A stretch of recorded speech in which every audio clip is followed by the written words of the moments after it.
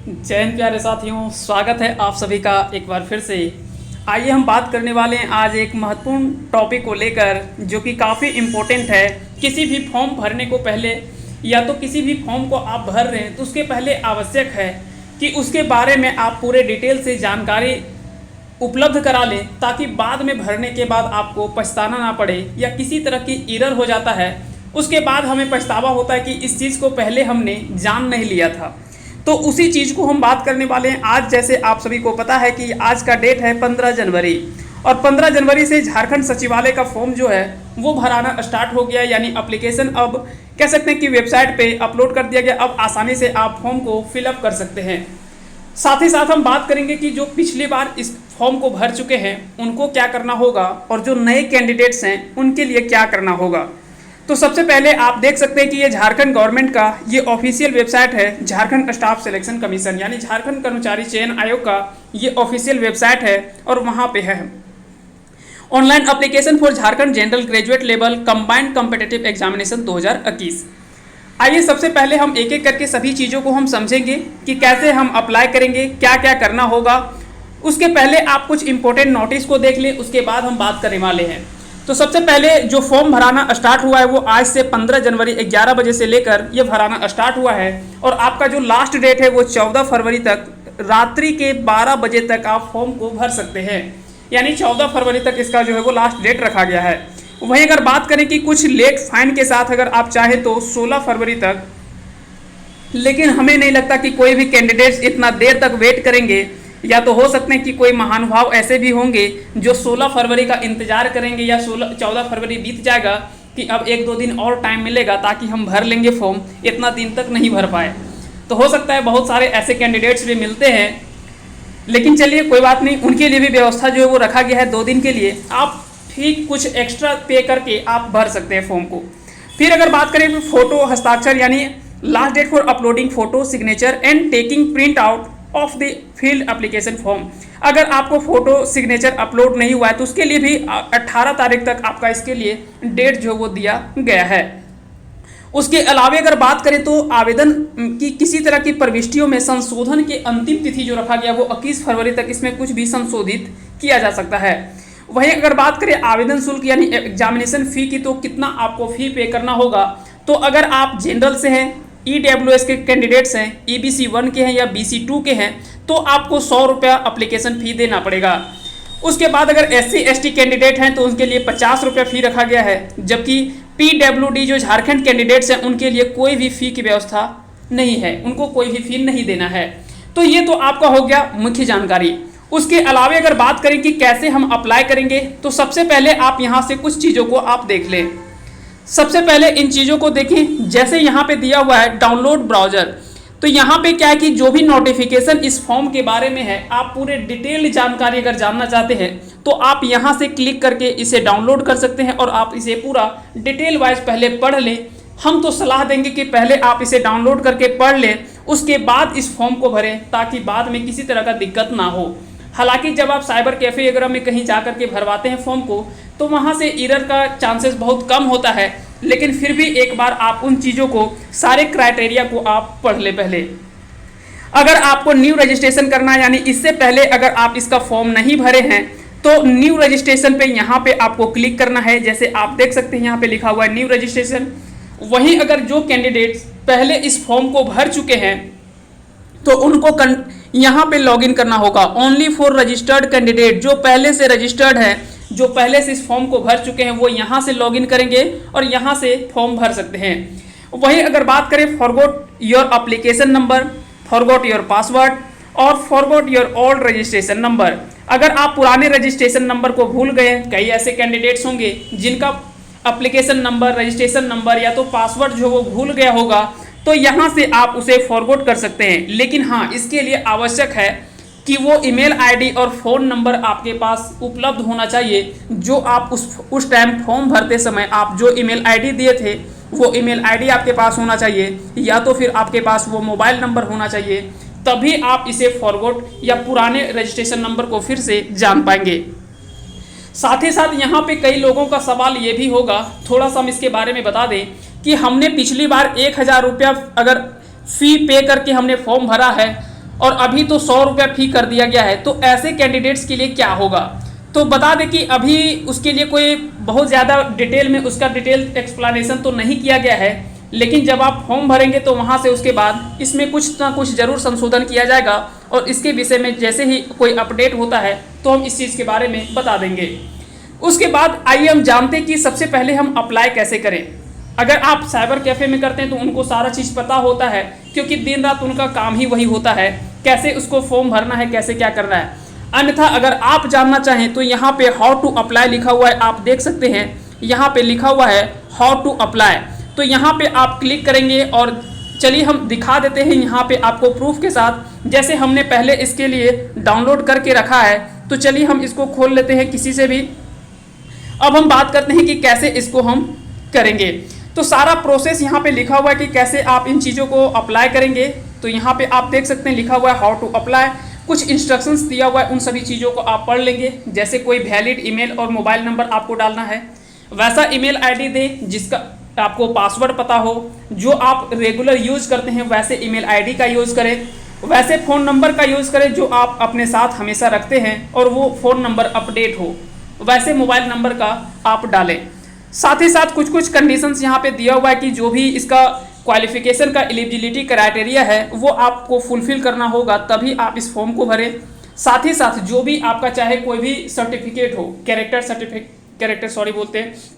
जो भी अगर बात करें कि आवासीय हो, जातीय हो, या तो जो भी फॉर्म हो, चाहे EWS का सर्टिफिकेट हो, EBC का हो, जो भी सर्टिफिकेट हो, रजिस्ट्रेशन डेट को लेकर या तो जो आपका डेट क्लियर किया गया है उसके पहले का होना चाहिए।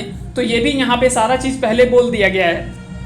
साथ ही साथ जो भी आप फॉर्म को फिलअप करते हैं, फॉर्म फिलअप करने के बाद आपको जो भी एप्लीकेंट है उनको एक इमेज यानी फ़ोटो और सिग्नेचर अपलोड करना होता है, वो आप वेबसाइट पे अपलोड कर लेंगे। इन सभी चीज़ों को अपलोड करने के बाद फाइनली सबमिट करना होता है और फाइनल सबमिट कर देंगे।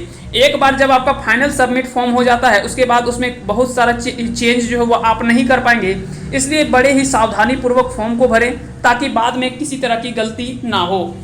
आइए आगे हम बात करते हैं। यहाँ पे कुछ कुछ चीज़ यहाँ पे दिया हुआ है, आप उन चीज़ों को पढ़ लेंगे। उसके बाद हम बात करते हैं कि how to apply online application form, कैसे आप अप्लाई एप्लीकेशन ऑनलाइन फॉर्म को कैसे अप्लाई करेंगे उसके बारे में यहाँ पे पूरा डिटेल में दिया हुआ है। साथ ही साथ आप देख सकते हैं यहाँ पे लिंक भी इसके लिए दिया हुआ है, आप इस लिंक का क्लिक करके आप इसके वेबसाइट पे जा सकते हैं और वहाँ से आप अप्लाई कर सकते हैं। जो भी इंटरेस्टेड कैंडिडेट हैं वो इसको फुलफिल कर सकते हैं। यहाँ पे सारा क्राइटेरिया को जो आप फुलफिल करते हैं, जैसे सबसे पहला तो आपको पता होना चाहिए कि जैसे इसमें बोला है कि ग्रेजुएट होना चाहिए, तो उसके लिए जो भी क्राइटेरिया है वो आपको फुलफिल करना होगा, तभी आप इस फॉर्म को भर पाएंगे, अन्यथा नहीं भर पाएंगे। उसके अलावा यहाँ पे कुछ कुछ कंडीशंस दिया हुआ है, जैसे आप फॉर्म भर लेंगे, जो भी कैंडिडेट्स फॉर्म भर लेते हैं उसके बाद क्या है कि उनको फ़ोटो अपलोड करना होता है। साथ ही साथ यहाँ पे before applying online candidates been ensure that they have valid email ID, mobile number, essential educational experience, caste certificate, scanned passport size colour photograph, maximum size उसका होना चाहिए वो 20 से 50 KB और ये JPG फॉर्मेट में होना चाहिए। साथ ही साथ सिग्नेचर भी जो होना चाहिए वो 10 से 20 KB JPG फॉर्मेट में होना चाहिए। इन सभी चीज़ों को जब आप डाल देंगे उसके बाद आपके और ईमेल आईडी और जो भी नंबर डालेंगे वो ऐसे बार बार इसलिए हम बोलते हैं कि वैसे ईमेल आईडी को डालेंगे जिसपे, क्योंकि उस पर आपको नोटिफिकेशन आएगा या तो कह सकते हैं कि रजिस्ट्रेशन नंबर का मैसेज आएगा और OTP आएगा, तो उस समय डालने में आपको मदद होगी। तो इसीलिए आप वही मोबाइल नंबर डालें जो अपने साथ में लेकर आप गए हुए हैं, या जो आपके साथ आपके पास मोबाइल नंबर है वही नंबर को आप डालें। उसके बाद जब आपका सक्सेसफुली रजिस्ट्रेशन हो जाता है उसके बाद कुछ बेसिक डिटेल्स आपसे पूछे जाएंगे, जैसे system generated registration number your and password will be send the registered email and SMS will be send to the registered mobile number. जैसे आप रजिस्ट्रेशन सक्सेसफुली हो जाता है तो आपके ईमेल में भी मैसेज चला जाएगा और आपके फ़ोन नंबर पे भी उसका SMS चला जाएगा। उसके अलावा जब आप आफ्टर लॉगिन कर लेते हैं उसके बाद further details regarding the post to be applied, personal and family details, educational and experience details जो है, कास्ट हो गया, कॉरेस्पॉन्डेंस एड्रेस, परमानेंट एड्रेस, ये सभी चीज़ को आप डालना होगा। उसके बाद थर्ड में अगर बात करें तो application will be have fulfil the educational qualification right from matric onwards. prescribed in the advertisement for successfully registration in absence of appropriate educational details as the per the advertisement जो भी दिया हुआ advertisement में जो भी आपको process मांगा गया है, जो भी एजुकेशनल क्वालिफिकेशन मांगा गया है, उन सभी चीज़ों को आपको फिर भरना पड़ेगा। और इन सभी चीज़ को जब आप फिल कर लेते हैं उसके बाद आपको सबमिट करना होता है। एंड कंटिन्यू आपको क्लिक करेंगे, वहाँ से save the data. Once saved you can not modify the data, so be sure before finally submitted the application.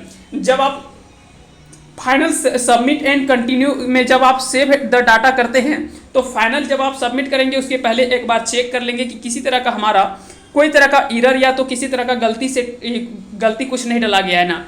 उसके बाद फिर आपको पेमेंट करना होगा, जो भी आपको जिनके लिए जितना पेमेंट करना है वो पेमेंट करना पड़ेगा। आप SBI ब्रांच या तो कई माध्यम यहाँ पे दिया हुआ है, क्रेडिट कार्ड, डेबिट कार्ड, इन सभी माध्यमों से आप जो है वो पेमेंट कर सकते हैं।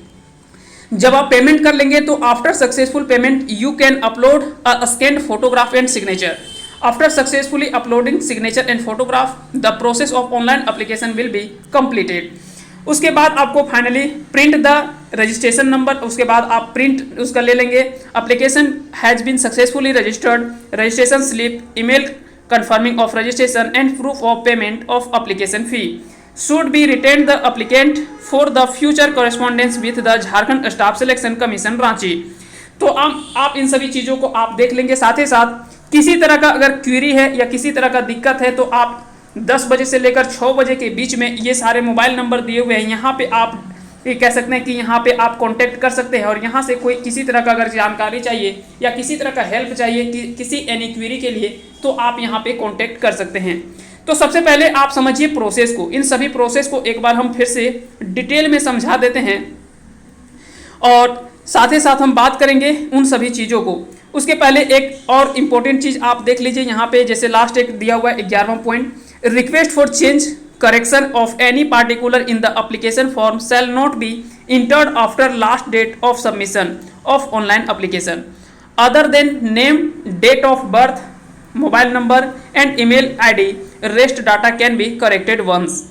The corrected application will be treated as final. JSSC will not entertain any further request for any kind of change, correction of entry in the application form. तो सबसे पहले आप जान लें कि जो भी डाटा को आप भरें, सबसे पहले तो ये समझें कि कभी भी आप फॉर्म भरें तो वैसे आप जब भी फाइनल सबमिट करें तो उसके पहले इन सभी चीज़ों को देख लें कि जो हमने भरा वो सही था या नहीं था। तो सबसे पहले प्रोसेस आपका होगा रजिस्ट्रेशन का। पहला प्रोसेस जो होगा वो होगा रजिस्ट्रेशन का। रजिस्ट्रेशन करने का प्रोसेस आप सभी को पता है कि रजिस्ट्रेशन करने के लिए आपको क्या क्या करना होगा। अगर आप पहले से रजिस्टर्ड हैं तो उसके लिए दूसरा लिंक दिया हुआ है, और अगर आप फर्स्ट टाइम रजिस्ट्रेशन कर रहे हैं तो आप पहले पॉइंट पे क्लिक करेंगे। दूसरा इसका प्रोसेस जो होता है वो आपसे डिटेल मांगेगा, जैसे आपका कॉरेस्पॉन्डेंस एड्रेस, रेसिडेंशियल एड्रेस, जो भी मोबाइल नंबर है, ये सारा आपको मांगा जाएगा। उन सभी चीज़ को आधार कार्ड नंबर और भी जो भी एटसेट्रा वगैरह जो भी डिटेल आपसे मांगा जाएगा वहाँ पे आपको भर देना है। थर्ड पॉइंट में आपसे जो मांगा जाएगा वो एजुकेशनल क्वालिफिकेशन आपको सारा सबमिट करना है। उसके बाद चौथे पॉइंट पे आप सभी को पता है कि उसके बाद आपको करना होगा पेमेंट। उसके बाद आपको पेमेंट करना होगा। जब आप पेमेंट कर देंगे उसके बाद आपको 5वें पॉइंट पे करना होगा फ़ोटो और सिग्नेचर अपलोड।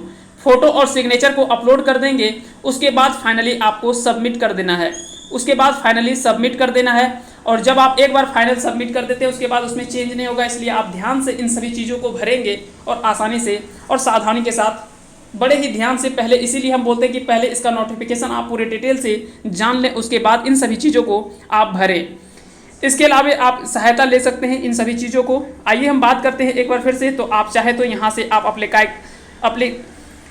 कर सकते हैं। यहाँ पे देख सकते हैं कि इन सभी चीज़ों के बारे में सारा पूरा डिटेल से दिया हुआ है कि कैसे डाउनलोड करके आप कैसे जा सकते हैं, इसका नोटिफिकेशन कैसे जान सकते हैं। न्यू रजिस्ट्रेशन के लिए यहाँ से करें, ओनली फॉर रजिस्टर्ड कैंडिडेट जो है वो यहाँ से अप्लाई कर सकते हैं। इन सभी चीज़ों को आपने देख लिया है। तो उम्मीद करते हैं कि आज का ये वीडियो आप सभी को पसंद आया होगा। अगर पसंद आएगा तो इस वीडियो को लाइक करें, साथ ही साथ अगर चैनल पे नए हैं तो चैनल को सब्सक्राइब कर दें और बेल आइकन को प्रेस कर दें, ताकि इसी तरह का वीडियो आप सभी के पास पहुँचता रहे और इसका आप आसानी से लाभ उठा पाएँ।